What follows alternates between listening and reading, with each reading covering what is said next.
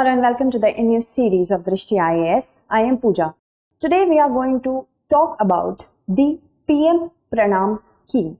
What is this scheme? What is the need of launching this scheme? The fertilizer sector of India, how it began. And of course, we are going to talk about how is it going to help reduce the subsidy on chemical fertilizer. So, as you can see that PM PRANAM scheme, the scheme itself is so important for your examination. You have to understand from the perspective of GS Mains paper 3rd and of course prelims as well. Let us move on and look at the comprehensive broad framework that I have maintained over here for you to know about each and every intricacy of this particular segment. Moving ahead, let us talk about the news. What is the PM PRANAM scheme? This has been sourced from Indian Express and many other authentic websites. And why is it and how is it likely to be introduced by the government soon? As of now, no launch date has been provided because the idea was mooted by very important officials of the Ministry of Chemical Fertilizer, Agriculture and Chemical Fertilizer, and that is why it is still in the process of garnering any opinions if other ministries also have. So once it's done, then only it will be launched officially. Moving ahead, let us talk about the scheme.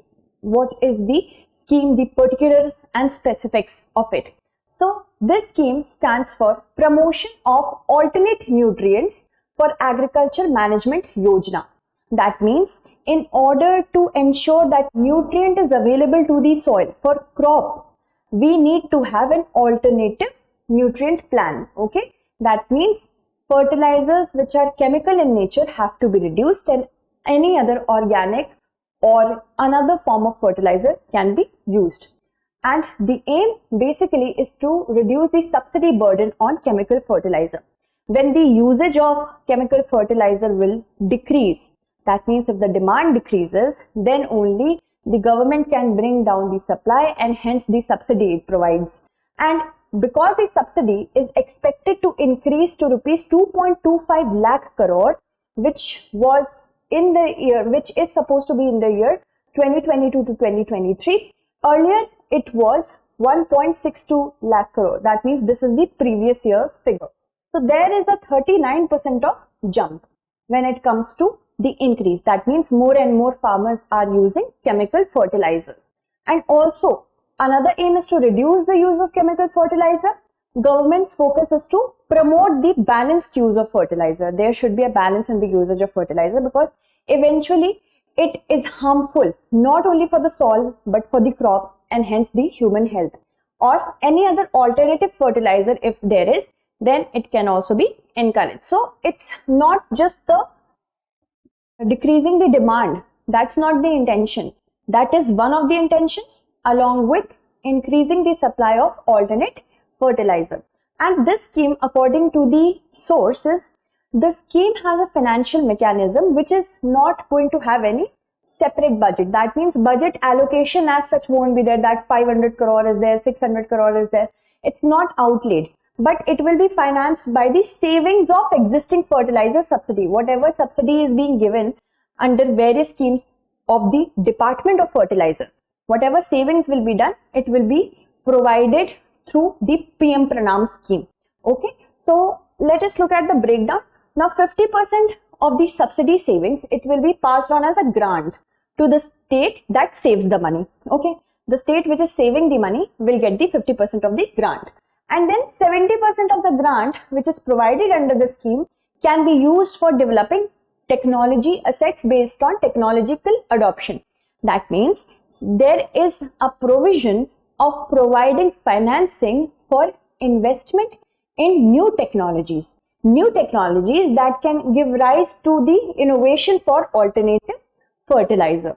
And production units will also be developed if that happens at village level, block level and district level. And out of the 50% grant, out of the entire grant, 30% grant money will be given as incentive. That means in order to encourage the farmers, the self-help groups, the gram panchayats who are raising awareness in or among the groups to not use chemical fertilizer, or who are incessantly encouraging people to use organic fertilizer. Any sort of action if they are taking and it is benefiting the crop as a whole by not using the chemical fertilizer, they will be given the 30%. That means 30% from that pool of money will be granted as incentives to them. So you can see this is such a holistic scheme. Benefits are a lot. First, reducing the chemical fertilizer usage. Secondly, asset creation is also there, and incentives for raising awareness is also there. If people are not aware, why will they stop using the fertilizer? Now, what is the fertilizer subsidy and how it works? So, farmers basically buy fertilizers at maximum retail price, which is below the normal supply and demand based mechanism, or it is also below what or how much it costs to produce that fertilizer or import them. So, for example, let's see the example of neem coated urea. This price is fixed by the government at rupees 5,922.22 per ton, and it is much below than the actual cost of production of it and the cost of import of it. So for production we can see it is 17,000 per ton, and for import it is rupees 23,000 per ton. So you can see there is a huge difference between these two figures, right, and these two figures. So whatever the difference is there between these two figures are pitched in by the government, the central government. To whom the money is provided?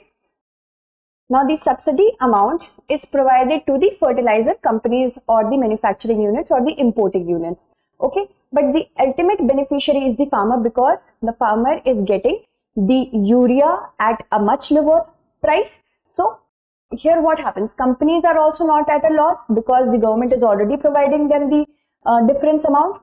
Farmers are also not at a loss, they are at a gain. But who is getting the entire burden of pitching in the money? The government. Okay.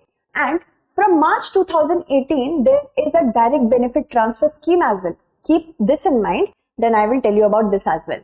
So the MRPs of non-urea fertilizers, earlier I talked about urea-based fertilizers. These are decontrolled or fixed by the companies which are manufacturing or importing them. Okay, but still the center plays a flat per ton subsidy on these nutrients. But what happens? Their retail, so the decontrolled fertilizer retail is way above the urea. That means it costs higher than the urea based ones. And because of that, not much subsidy is provided here. Okay. And here I talked about the direct benefit transfer. Earlier, of course, there was a necessity of making the purchasing system, the entire system of fertilizer more transparent. So comes March 2018, when a direct benefit transfer system was introduced. Okay, and here what happened? The subsidy payment to the companies would happen only after actual sales to the farmers by the retailers. Earlier, if the fertilizer bag, suppose I have sold certain bags, if they have reached a certain point of go down, then I could receive the payment, but it has changed since 2018.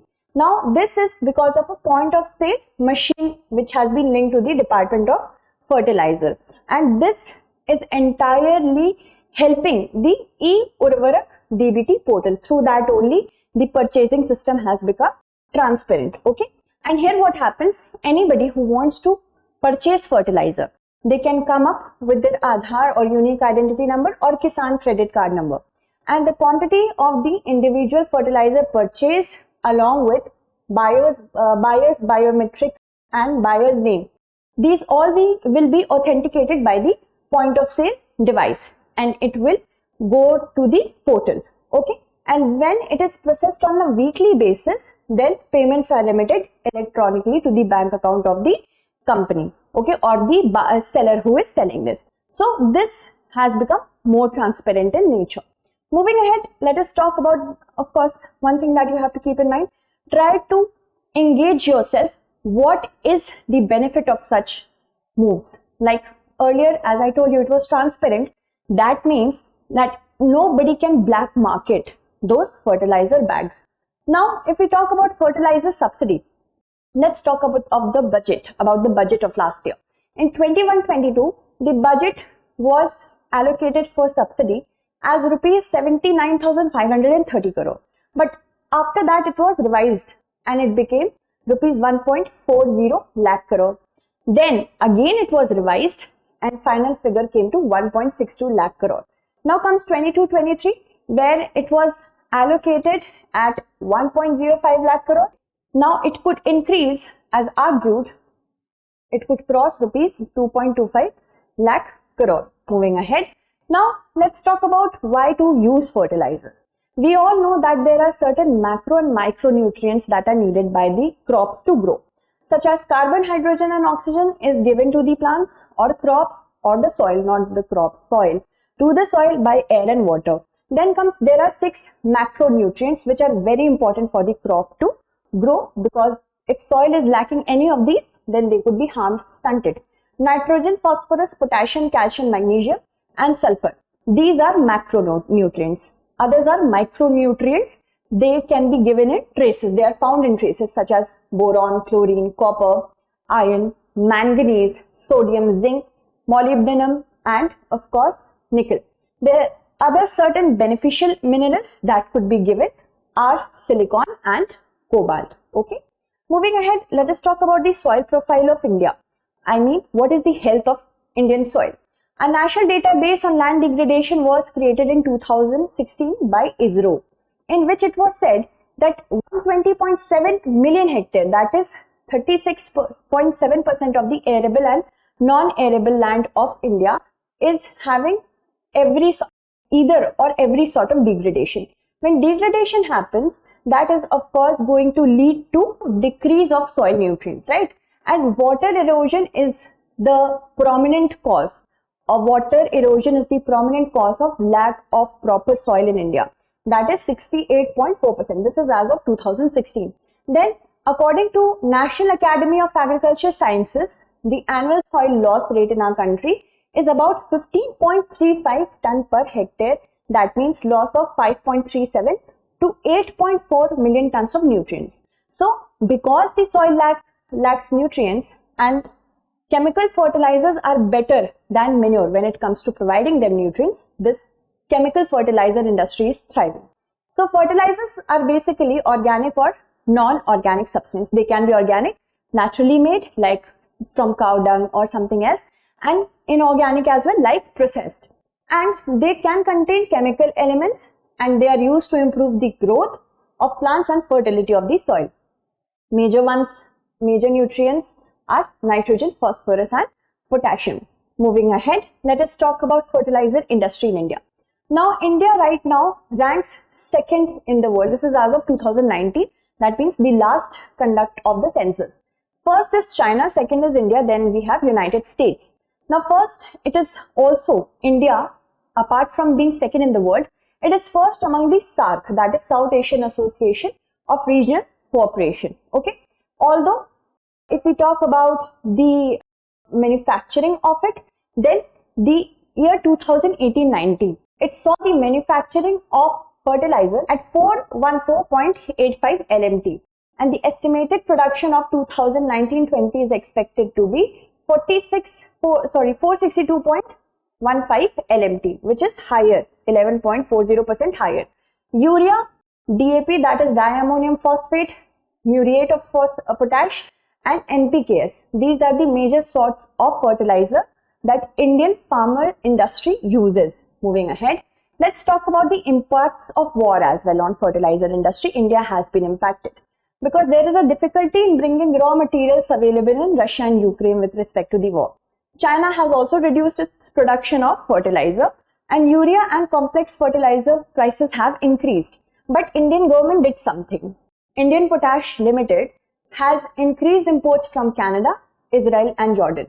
It will buy 1.2 million tons of potash from Canada, 600,000 tons from Israel and 300,000 tons from Jordan in 2022 to partly replace the supply that they could not get from Russia and Ukraine because of the blockage of the waterway and the sanctions as well. Now, as we see, since 2016 to 2021, there has been an increase in import of the urea. So, India majorly imports urea. Moving ahead, let us talk about the fertilizer industry's beginning.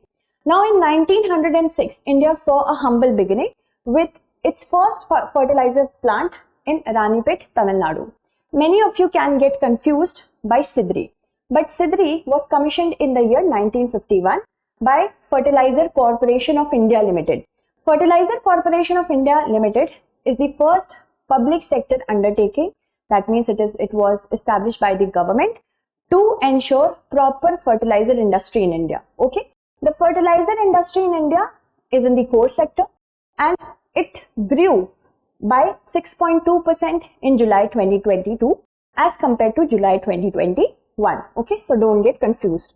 Moving ahead, from 2015-16 to 1920, there were certain states and union territories which consumed fertilizer at a great rate.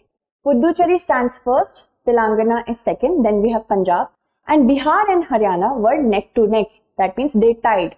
And India consumes 35% of the fertilizer in the entire world as we compare to the entire world consumption rate. Now, by 2025, it is touted that 9 plants of nano fertilizer will be set up in the country and it is expected to replace 2 lakh metric ton of chemical fertilizer because we have to achieve one nation world fertilizer under the Bharatiya Jan Urvarak Yojana. Remember this. Moving ahead, let us talk about the assessment of usage of fertilizer. How do we know that which region or which region or which season needs more fertilizer? Now, first we have to understand that the Department of Agriculture and Farmers Welfare, it assesses on an yearly basis each year. Every season to season, before the beginning of Kharif or Rabi season, it assesses the amount of fertilizer that is needed to be used. Then it informs the Ministry of Chemical Fertilizer. This need of fertilizer can vary from month to month according to the demand or region to region. Certain regions are rich in soil nutrients, others might not be. And especially if we talk about the Kharif season. Kharif season is responsible for nearly half the production of food crops in India every year. And here, 1/3 of the pulses and 2/3 of the oil seeds are produced in this particular season. So what happens? That high amount of urea, high amount of fertilizer is required. So hence we understood how it is assessed. Now let us move on and talk about the question for today's episode. Consider the following statements with respect to PM PRANAM scheme.